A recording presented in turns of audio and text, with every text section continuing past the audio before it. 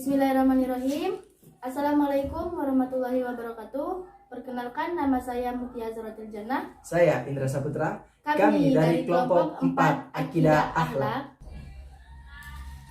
Baiklah, judul materi kami yaitu asam iyat. Asam iyat sendiri menurut bahasa adalah sesuatu yang gaib atau diketahui secara sam'i Atau melalui Quran dan hadis. Bila ada yang mengetahui hal tersebut tanpa merujuk kepada Quran dan hadis, maka dapat dikatakan sesat. Seorang makhluk hanyalah memiliki batasan dalam penglihatan mengenai hal-hal yang gaib. Hal-hal yang termasuk ke dalam asam iyat sendiri yaitu malaikat. Malaikat tersendiri adalah sebangsa cahaya, yaitu makhluk yang terbuat dari cahaya yang selalu bertasbih kepada Allah Subhanahu wa taala dan selalu taat kepada perintah Allah dan menjauhi segala larangan Allah Subhanahu wa taala. Dan yang kedua yaitu jin.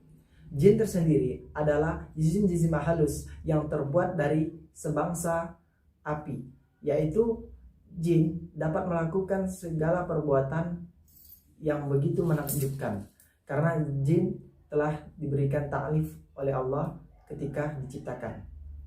Dan yang ketiga yaitu kematian.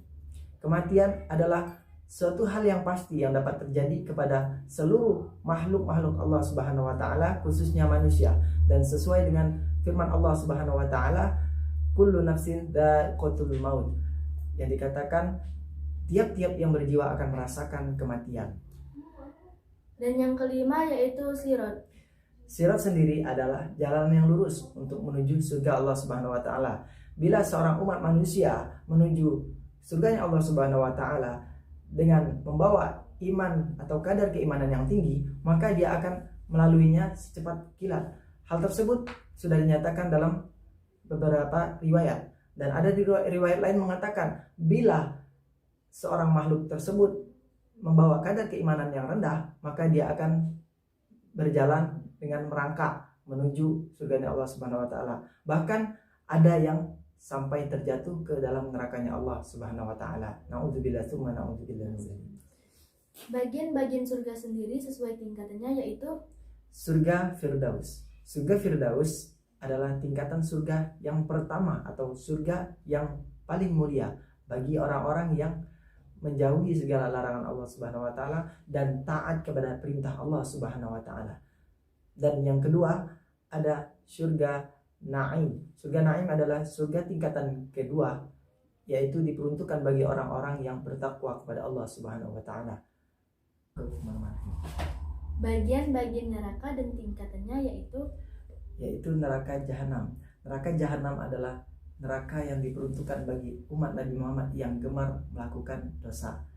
Dan yang kedua ada neraka Sa'ir yang diperuntukkan bagi umat manusia yang gemar merampas hak dan harta anak yatim, yang dibuktikan dalam Quran surah Al-Insyiqaq yang berbunyi wa yasla sa'ira, dan dia akan dimasukkan ke dalam neraka atau api yang menyala-nyala.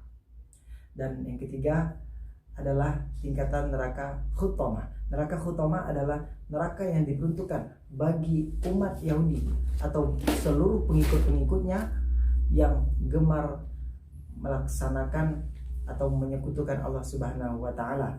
Dalam pembuktiannya yaitu Quran surah Al-Humazah yang berbunyi kalla la yumbadanna fil khutamah. Dan untuk kesimpulan dari arti dari ayat itu adalah sudah pasti umat Yahudi akan masuk ke dalam neraka khutamah.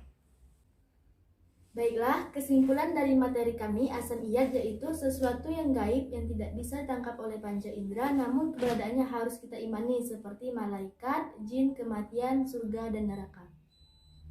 Namun keberadaannya harus kita imani bila hal tersebut sudah dikatakan atau sudah disampaikan oleh Allah Subhanahu wa taala secara langsung melalui Quran dan dikatakan oleh Rasulullah secara langsung melalui hadis.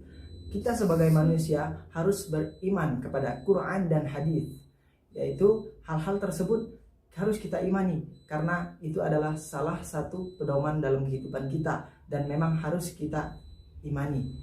Kita sebagai makhluk tidak bisa mengetahui seperti apa mengenai hal-hal yang berhubungan dengan asam iyad. Tidak bisa dapat kita tangkap dengan panca indera dan pemikiran kita, karena sesungguhnya kita sebagai makhluk hanyalah dapat bergantung melalui dalil-dalil yang sudah disampaikan oleh Allah Subhanahu wa taala, dan begitu juga yang sudah dicontohkan dan disampaikan oleh Nabi Shallallahu alaihi wasallam.